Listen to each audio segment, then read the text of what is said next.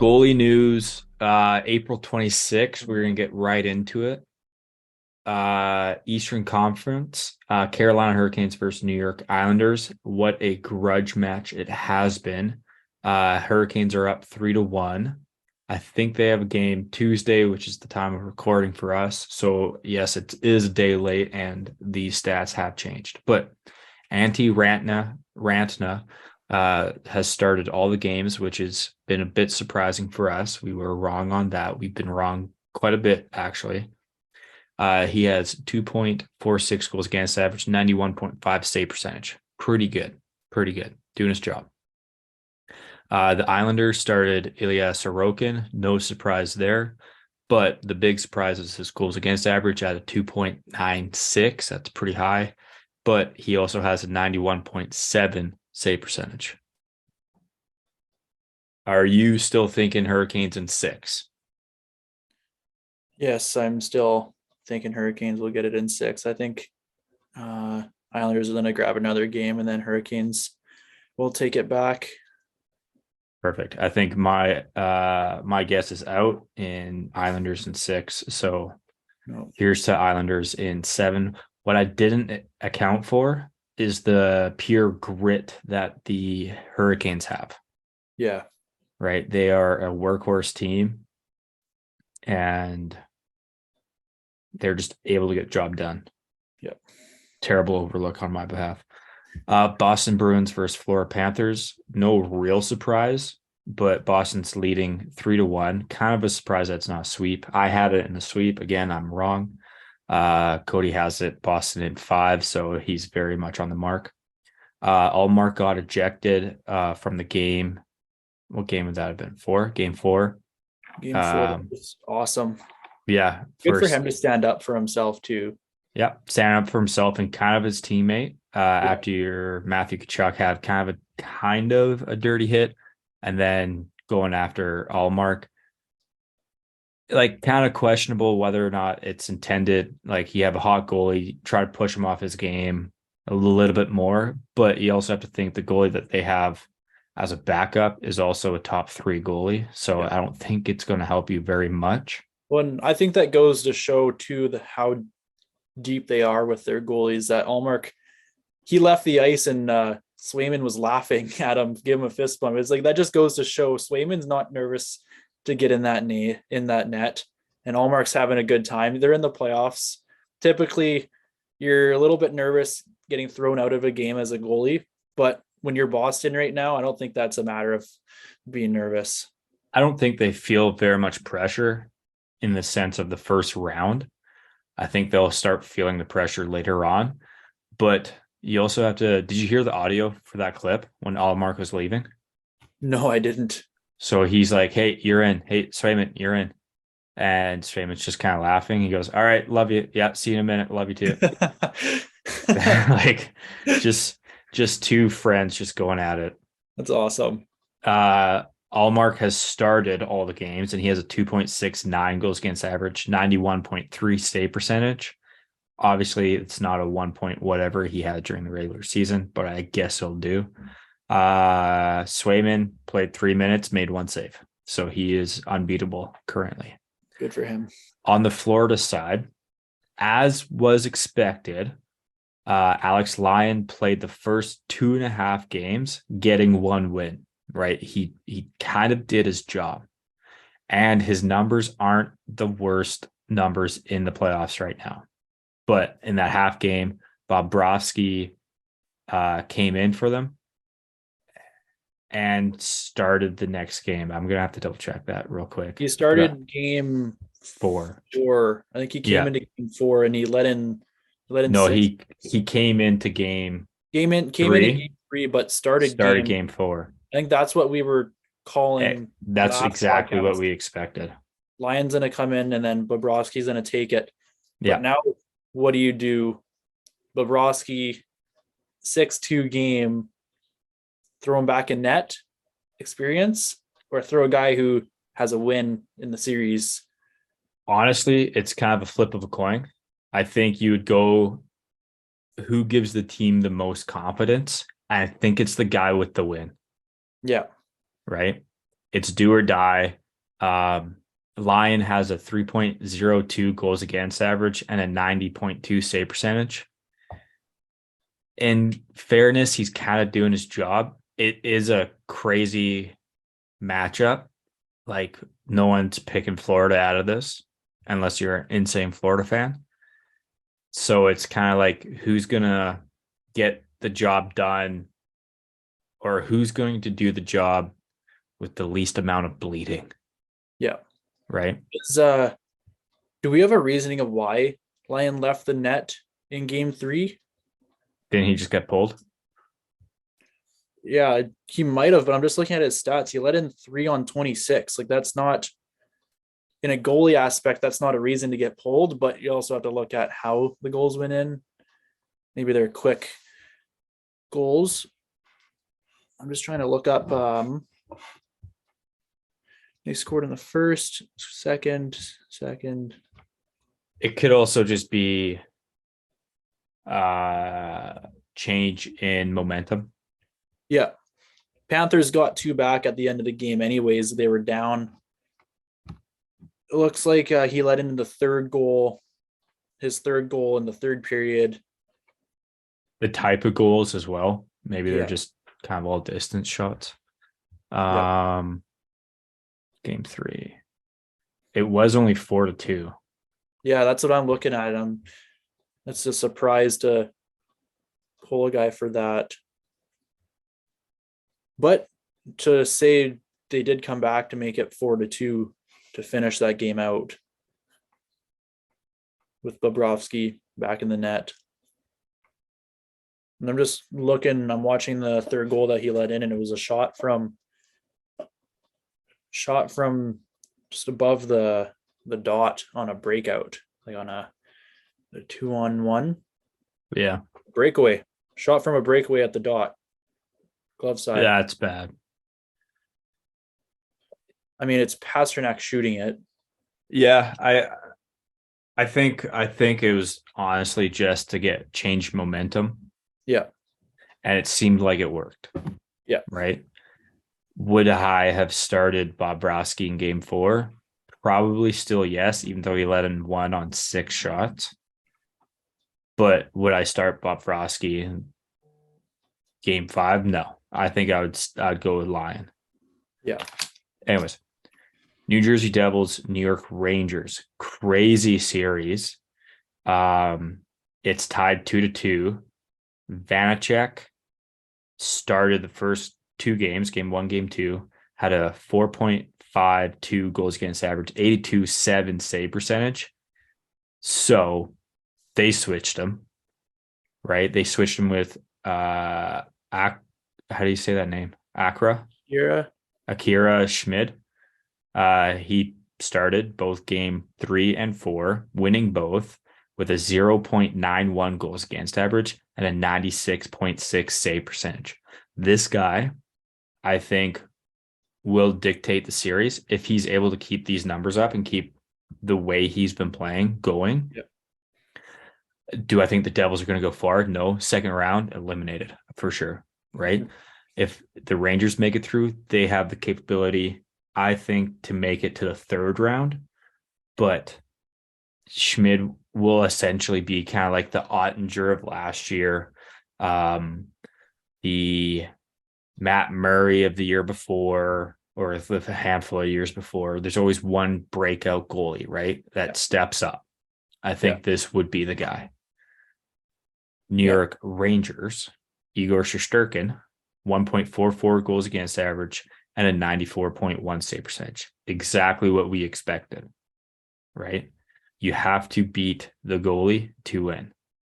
And with Schmidt and net at a 0.91 in 2 games, that's what you need to beat a 1.4 goals against average in 4 games, right? Crazy. Yeah. I have the Rangers in 6. You have the Rangers in 7. Yeah. I'm just looking at Schmidt's stats, and like, he's only a 22-year-old guy. Like, he's still young. So what you're saying about him being an upriser, that's a very possible coming with him. I think just solely based on his 2 games. Well, I guess it would have been like Demko as well, right?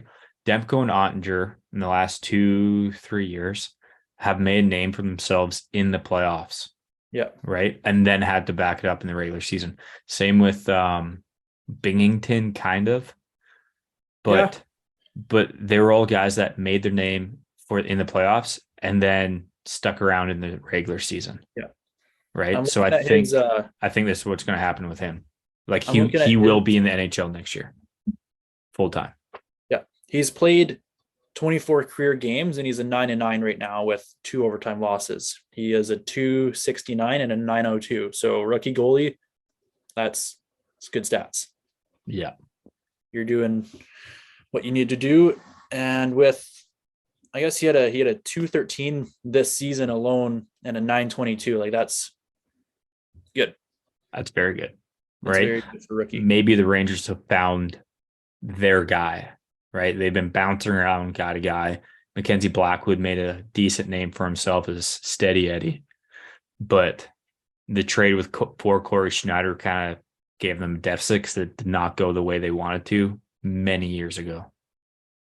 But ending the Eastern Conference with an absolute doozy, Toronto Maple Leafs versus Tampa Bay. Toronto's up 3-1. Crazy. Not expected at all. Both of these goalies are kind of getting shell shocked, but the firepower on both teams are first class, right? World class. Ilya Samsonov has a 3.72 goals against average and 87.6 save percentage. Not great playoff stats, right? Andrei Vasilevsky, even worse, 4.33, which is the highest goals against average I've ever seen him have, except maybe his very first playoff run when Ben Bishop got hurt in the Eastern Conference Finals. And he also has an 85.6 save percentage. Now, what I think the Leafs are doing really well with Vasilevsky, all their shots except William Nylander, who just puts it bar down with a 0.011 inch of space. The majority of them are either crash and bang, which it would be hard to score on Vasilevsky that way, or point shots with a crazy amount of people in front and tips. Yeah. And they've done that the last couple of years, but Vasilevsky never lost a game back to back. Right? We just don't see that domination from him this series yet. Now, if they get out of the first series, I think we'll see it. Right? Because the experience is just going to come in. Yeah. I'm looking at the goals against in their big comeback, their 4-1 comeback. Yeah. And all the goals are shots from defensemen getting tipped, getting screened, and it looks like they're going blocker side as well. That was one thing about him that I've seen is his blocker side. Vasilevsky doesn't have a weakness, but he has a weakness. To his standards, there's a weakness, right? To everybody's standards, yes, there's a weakness. But for your average NHL goalie, that is not. Yeah, if you're playing on Vasilevsky level blocker side, you're world class. Yeah. Right. It's kind of like when I keep bringing him up, but when Matt Murray in the first 2 playoffs that he was in, no one could figure him out. And then everybody started shooting glove and realized he had a weak glove. Yeah. Right. But if you can't beat him anywhere else, if you score 2 goals on one side, that's his weakness. Yeah. With this series, I think this is the most exciting series there is. Right. 2 pretty evenly matched teams. You got a good goalie and a great goalie, and then 2 very offensive teams. Like, it can still go either way. The Leafs track record being up 3-1 is still 0 because in 7 years straight, they haven't gotten out of the first round. And I don't know, since like 2004, when Ed Belfour was around, they haven't gotten out of the first round. So still on the edge of the seat. I have Toronto in 6 games. You have the Lightning in 7. Both of those are still on the table. Yep. Kind of hope Where's it's the Leafs in 5, but it does bring us to a very controversial topic that has been an issue in the past with the Leafs, but it's going on all across the league right now, is the officiating. I don't really want to get too far down the rabbit hole. Cody did find some very interesting facts about the Leafs specifically, but it doesn't necessarily correspond directly with the problem. It is a bit of a conspiracy, but it's pretty interesting to listen to. So why don't you just take it away? Yeah, so doing some research on this, we've been looking at the refereeing for this series. So just a quick thing about this, Mike Danton, he played with Sheldon Keefe, who's the coach of the Toronto Maple Leafs, together under coach David Frost in junior hockey in Deserato, Ontario. So Frost was acquitted in 2008 on 4 counts of sexual exploitation dating back to 1996 to 97. Keefe, who was Danton's teammate, testified against Frost in the trial. But Frost, his brother-in-law is Wes McCauley, who is the NHL ref who reffed the Leafs in Game 1 when Toronto lost 7-3. In that game, Lightning took only 4 penalties and the Leafs took 8 penalties, double what the Lightning took. Altogether, the Leafs are 0-8 when having Wes ref their games in the playoffs. With other referees, the Leafs are 17-17, and the Lightning have not lost a game yet this season under Wes McCauley. Some pretty interesting facts. That is very lopsided with a bunch of wins and losses. Yeah. Now, crazy conspiracy.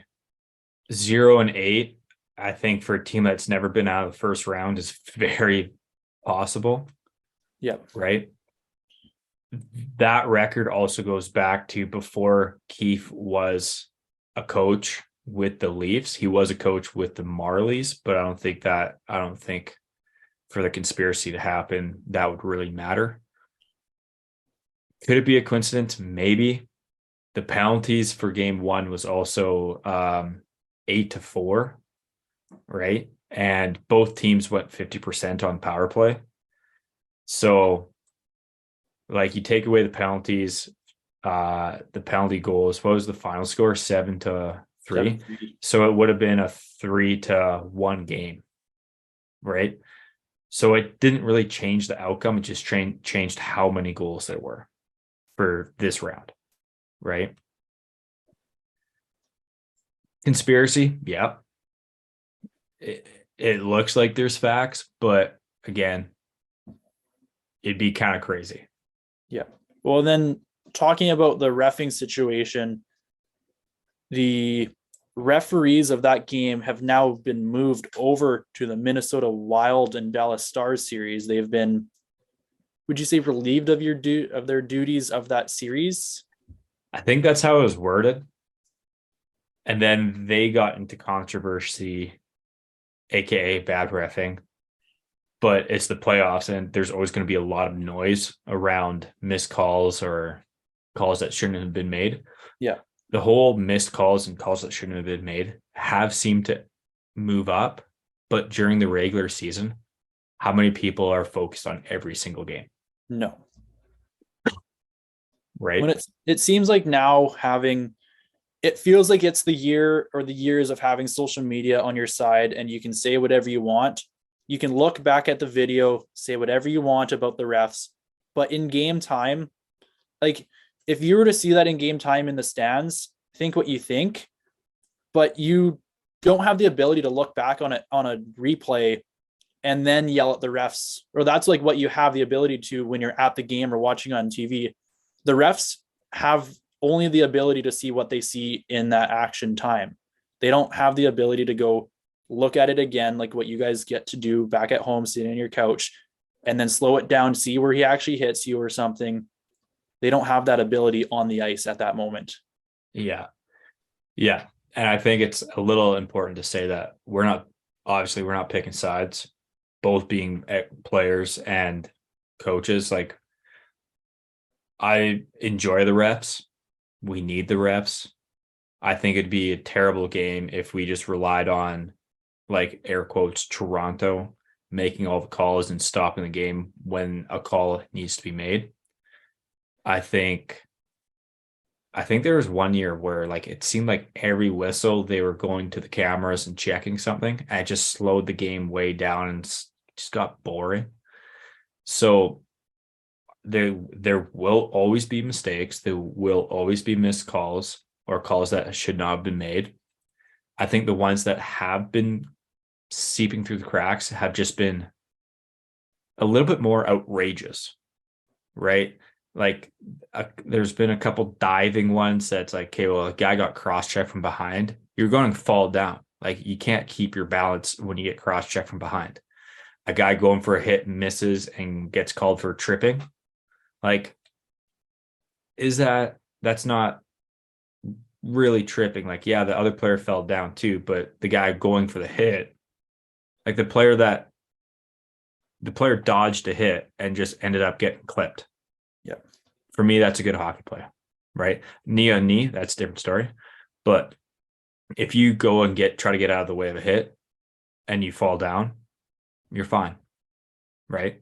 It's either get blown up or fall down. Yeah. So interesting. I think the whole reason why this thing's getting blown up, refs are going to make bad calls. They're human. Happens every sport, a little bit more in certain sports because of the action coming so fast without the replay. But I think why I think all the time when playoffs come, the refs get hate and it's always in the first round. There's 8 teams per side, so 16 teams. The very passionate fan bases, there's always going to be one missed call on both sides, and both fan bases are going to be blowing it up on social media, right? And then the analysts are going to slow it way down and be like, right here at the point of impact is when they should have called blah, blah, blah. Right? So it'll be interesting. Maybe there's a fix to be made with a third ref somewhere, like on the bench or something. But who knows? That's way down the road, and I know the NHL isn't really going to be worried about that for a while. It's not like, I guess the controversy on the Toronto Maple Leafs thing is because there could be a little bit of bias there, but any other series, take away the Toronto series, I don't think that the refs are out there to pick one side or the other. I think if in that hit, if the Dallas player went to hit the Minnesota player and the Dallas player got the penalty, it would be the same. He would call the same thing no matter who was wearing which jersey. I think that's another thing you have to take a look at. It's not like the refs are there calling purposeful penalties on certain teams because of who they are. Besides Wes McCauley. Yeah, and that's the one controversy which we're bringing up with the Maple Leafs. But it gets brought up every year, right? Yes, it does. Like, the only way around it is if the NHL doesn't send, or I guess it's really the NHL OA officiating, I don't know, whatever the refs union is, if they just don't send Wes McCauley to the Leafs series. Yeah, and that's keep him on the West Coast. Yeah. Like, there's plenty of hockey for him to go ref. Anyways, getting on to the Western Conference, unless you had anything else to add. Nope, good. Actually, I do have a question. LA Oilers. Do you think that was a high stick? It's hard to see. Hard to tell. I personally thought it was high stick, but yeah, I'm not sure. Either way, the way that I view this as high stick or not, if that puck's coming down the same trajectory as it is, no matter what, I don't think that it made the biggest impact on whether or not that goal was going to be scored or not. The only way it would make an impact is if a player close to the puck on the other team stopped skating, thinking that it's going to get blown down. Yeah. Like, I don't think But that. then that's on the player because you have to play until you hear the whistle. Like you can't anticipate. Yeah. Like my view on that is it may have been high stick, but either way, I don't think that there was a big enough impact on that play of the puck turning edge enough for it to dictate the puck going in or not. Fair enough. Yes, but that's the NHL rules are the rules, and if it gets high sticked, it's high sticked. I think there's so much commotion on that because maybe it touched it, maybe it didn't, and the fan base of Edmonton is huge. They're just gonna blow it up that they got robbed. There actually is a reffing controversy. Couple calls in the Rangers Hurricanes game. I think it was game 4. One was like a goalie interference, but the defenseman clearly pushed the player in. Yeah. And they scored on that power play. Another one was a diving. And so it's all over, right? Yeah. Bad calls are all over. But to wrap up the ref talk, goalies, we don't care about the refs. We want to respect it. So maybe we get a couple calls our way. Yep.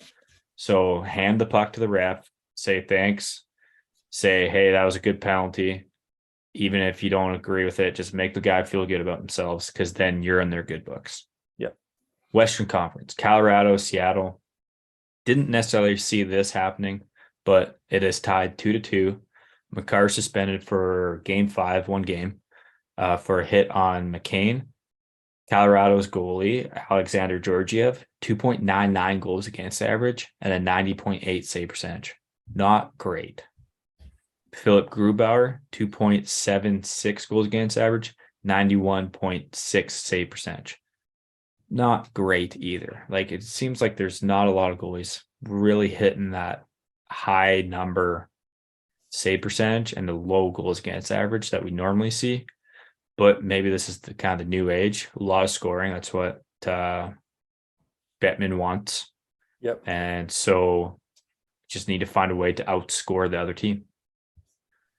Right? Are you surprised with tied 2-2?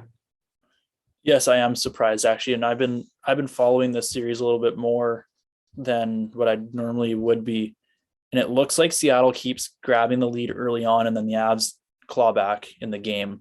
And that's just kind of the experience that they have, right? The Colorado's always been a third period team, even last year, right? Edmonton would go up early with a lot of goals, and then Colorado would still just keep clawing back into the games. Yeah. Right. So a little surprising. I think Colorado needs to wake up and win the next 2, get on to the next series. Yeah. Dallas, Minnesota. This has been a bit of a bloodbath, tied 2-2. In the last episode, both Cody and I did say that we'd take Jake Ottinger in overtime, anytime, any place, anywhere. And game 1 went to overtime and Jake Ottinger lost. So again, I'd still pick him, but it's just tough. Ottinger has a 2.68 goals against average and a 90.6 save percentage. We did say that Fleury would start game 1, and he did, and hasn't played since. 7 goals against average and a 77.4 save percentage. One game. I think that's a tough look. Maybe they gave him the game just so he's played in 17 straight postseasons, right? It'd be nice to see him get another game, but I doubt that's going to happen with Philip Gustafsson having unreal stats, 1.72 goals against average and a 94.1 save percentage. That's kind of the playoff hockey I'm looking for right there. You have Dallas in 7. I have Dallas in 6. Are you going to stick with that? Yeah, I'm sticking with that. Vegas, Winnipeg, another very good series. For Vegas, we have Laurent Brossoit, 2.75 goals against average, 90.2 save percentage. Connor Hellebuck, 3.21 goals against average, 89.5 save percentage. Not unreal stats, kind of doing their jobs. Two gritty teams. So there's going to be a lot of dirty in front of the net goals, right? Big hits, hard play, kind of like old school-ish hockey, maybe. You have Vegas in 5. You gonna stick with that? Yeah, I'll stick with You that. can't. You can't. It's mathematically impossible. No, I'm sticking with that. All right. I got Vegas I'm, in I'm 6. going. I'm going Vegas in 7. I was at the game last night in Who's backing up for him? Hill's backing up for Hill's Vegas. backing up. So quick, I was looking at their Instagram, and it looks like they have a third goalie out there wearing. I couldn't zoom in to see, but they're wearing white pads. Not sure if that's Vaughn? it. I honestly couldn't tell. I thought it was going to be Quick, but So Quick's a no-show and Thompson's still injured. Thompson's still hurt. So it's Brossoit and Hill, and then maybe Quick. But how does that make sense? Cap space, maybe? Either would we say cap Well, space? cap space doesn't really matter in the playoffs, to be honest with you. But it doesn't. That's the only thing I can think of, unless maybe Quick got hurt in practice or warm up or something. Just it doesn't make sense to me that you're dressing Hill as a backup and then putting Quick third string. The other thing I was going to say about the series of why I was at that game last night, and it was a rough game for a playoff game. No fights, but big hits. And that's what you need to do in the series. It looked like the Jets' game plan in that game was to bury them in the corners, hit them hard on forechecks, and then just wear them out in Vegas's defensive zone. And it looked like it was working. They got momentum, hemmed them in quite a bit. But Vegas Came from behind, Vegas. didn't they? What's that? There's been a lot of come from behind. There's been a lot of come from behinds. And yeah, Vegas, I think they're only down 1, but even still, it was a really physical game last night. I just thought of this. Boston and Florida. Boston's been playing without Bergeron. He's been sick, hasn't he? Yeah, so he should be back for game 5, which is kind of a scary thought. Yeah. Last matchup here, Edmonton versus LA, tied 2-2. You had Edmonton 4. Don't think that's happening. I had Edmonton 5. Don't think that's happening. Stuart Skinner played the first 3 and a period games. He had a 3.38 goals against average, 88.1 save percentage. Not to his standard, right? Jack Campbell came in, 1 goal on 28 shots, winning in overtime. That was game 4. That was huge for them, right? I think if LA went up 3-1, I think that was it for Edmonton. But for LA, Jonas Korpisalo, 3.00 goals against average, 91.8 save percentage.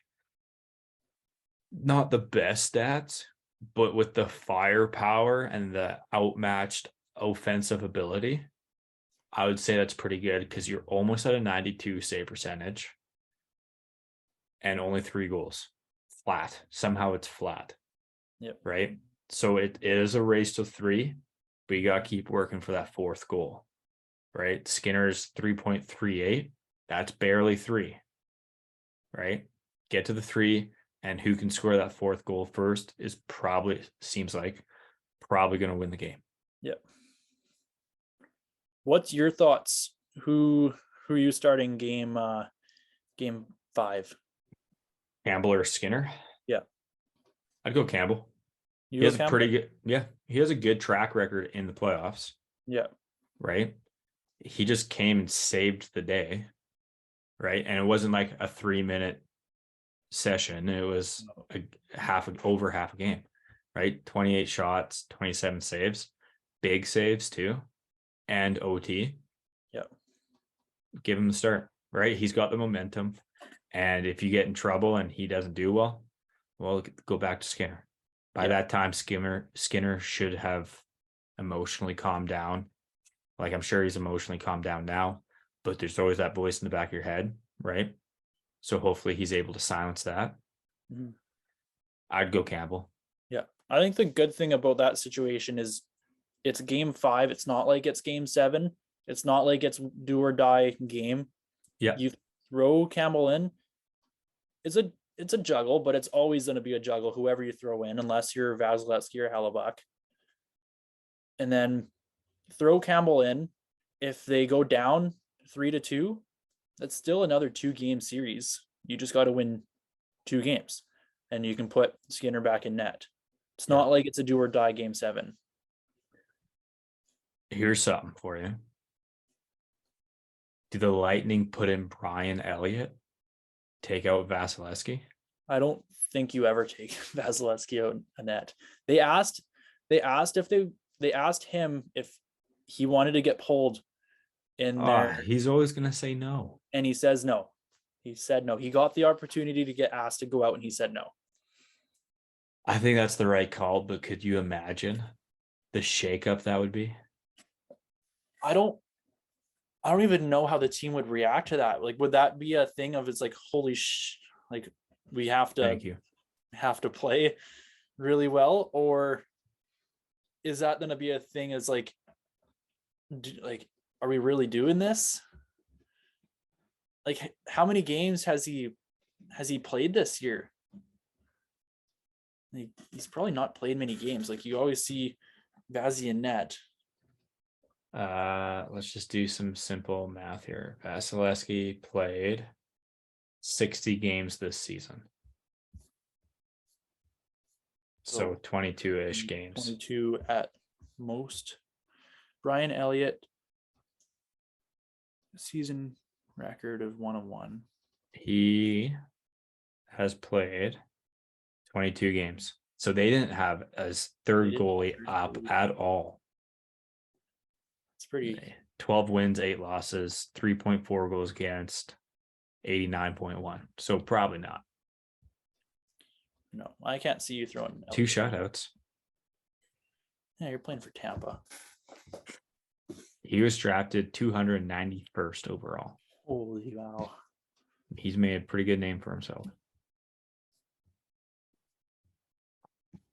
If his career playoffs were a little bit better, he has 48 games played. Yeah. 17 wins, 26 losses. I'd say that's pretty normal. 2.72 goals against, 90.4. I just think that whoever you throw in playing against the Leafs, it's going to be a high scoring game. You already know every game's been high scoring. At the same time, though, it might not be. Where like the Leafs are streaky. Yeah. Hot, cold, hot, cold. So like hopefully they're hot at the right time, but like it's 3-1. If it goes to, I'm still standing by. If it goes to game 7, they're losing. Like, and then that's going to start a whole thing too. But the best thing I've seen so far, one is Akra Schmid playing. Unreal watching him. Just so smooth, calm. And then Philip, think that we had him on our list. We didn't. When we looked up New York, they were New Jersey. We had Blackwood. They were like Vegas in the sense they had 4 goalies listed. Yeah. Right. All starting a lot of games.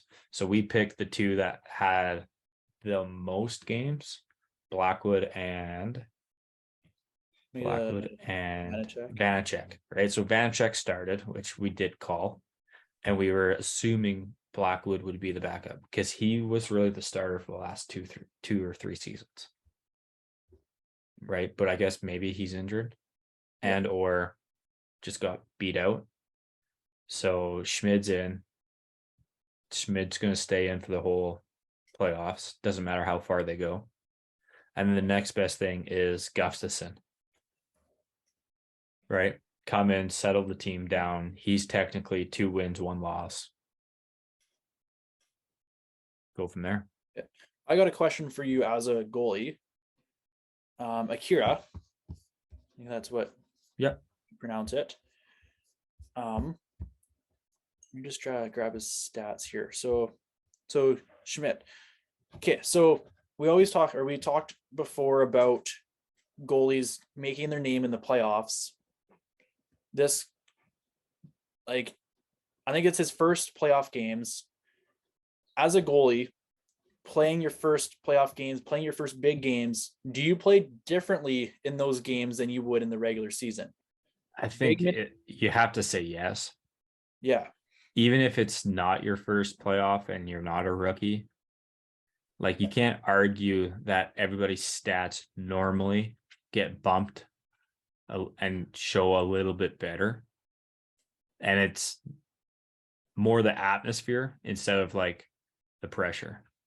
Yeah. Because it's so exciting. Like, this is what you want. This is why you play hockey. The 7-game series, you want the bloodbath. You want the excitement. You want the emotional, not damage, but emotional highs and lows, right? It's what you've been building up for, and it's do or die. Game 1, it starts do or die.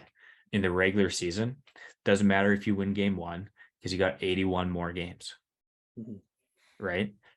The emotion of the first 10 games, right? People's stats are pretty good, and then it drops off, and then it gets picked back up, then it drops off, and it gets picked back up. It's a long season, right? Lots of time for highs and lows. In playoffs, it has to be high and it has to stay high. Yeah. Right? Because one game can make a difference. Yeah.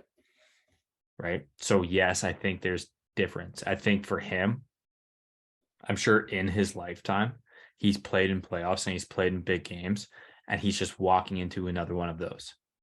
Right? The only difference is now that it's the NHL, which cool.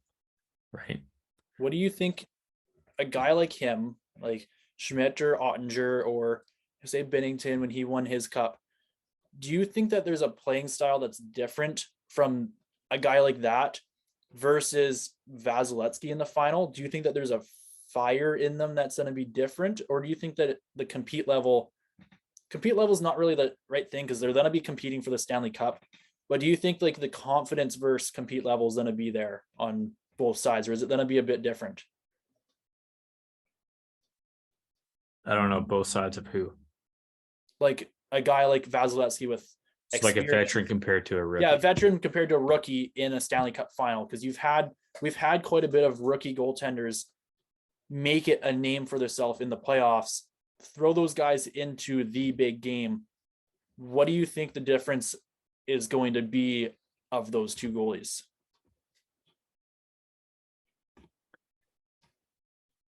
Well, I think again, when you say veteran for the Stanley Cup Finals, the only real veterans would be like a Jonathan Quick, Vasilevsky, Fleury,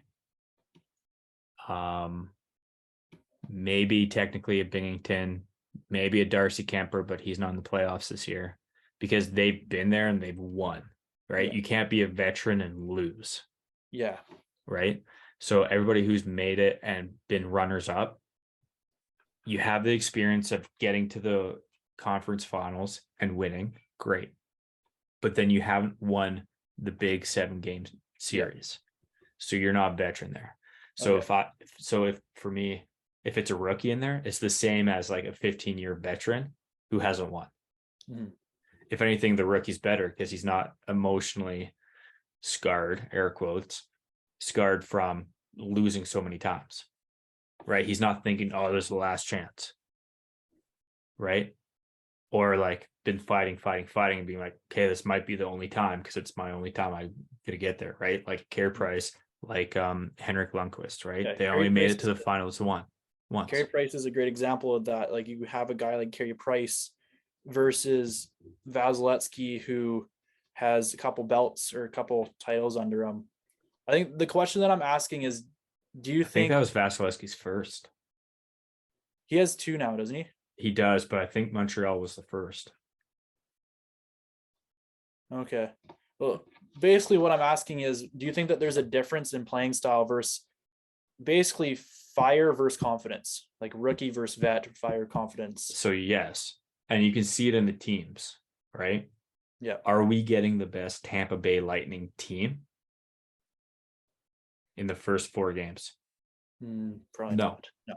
No, right? They're going to be a very different team. Game 5, very different, right? That's the veteran of the playoffs coming out in the team, right? Same with Vasilevsky. I would not be surprised if it was like a 7-0 game. Would not be surprised, right? Because Vasilevsky, he's still confident. I'm guarantee you he's still confident in his ability. And he can, everybody says is going to say, turn it on. Excuse me. He's just going to dial it in a little bit more. Okay, do or die. We need to win this game to get through to the second round. Let's go. Room for error is minimal now. Yeah. Right? The veteran teams, it's a different team the first 3 games compared to the last 4 games in each series. And same with the goalies, right? Rookie goalies, it's very different. Rookie goalies are going to stay consistent in their output, tiring themselves out in those 7-game spans, where the veteran goalie, like Vasilevsky or Quick or whoever, who's won the cup, okay, room for error is a little bit more in the top 3 games, but it'd be good to get a couple of the wins. And then the last half of the series, you dial it in, right? When you start looking for the 3rd win, 4th win, is when that room for error really subsidizes. That's my opinion. Yeah. Right? I'm not saying they're trying less. It's just different emotion. Yeah. Well, our coach, like Jan Ludvig this year, was talking to us about when he was in the Stanley Cup. And he was always saying that your goalie has to win you 1 or 2 games. And that's perfect example. If your team can win you 2 games and then your goalie can win you 2 games, that's your series right there. That's basically it. And like we said last week, Vasilevsky has the capability of winning 4 games. He does, yes. Right? So him winning the next 3 games is not a crazy thought. Yeah. And we saw that with his last run too. What did he had 4 shutouts in each elimination game. Something like that, yeah. Like that's unheard of, but that is Vasilevsky hockey. That is him winning games for the team. Yep. And like going back to Carey Price, in international play, Carey Price has 2 or 3 shutouts in the semifinals. Yep. Like that's your goalie winning that. Like doesn't matter if you guys scored 1 goal. All right. Like you guys won. Right? Yeah. So that just provides a whole other layer of confidence with the whole team. Right? I think up until last year, maybe, Vasilevsky never lost a back-to-back game in the playoffs. I think he's lost 2 in his career. I think that's what crazy it was. Yeah. Crazy, right? So again, he lost last night for us, Monday. Chances of them winning game 5, of the Leafs winning game 5, statistically very low. Based on history, based on this series, kind of high. Mm-hmm. So see what happens. I don't think many people would have on their sheets that Toronto would win in 5. I think most people either would say they lose 7 or win 6. Or win 6. Yeah. I don't think many people had a 4-1 series. I don't think Toronto will, if they make it through and let's just say they make it all the way to the finals.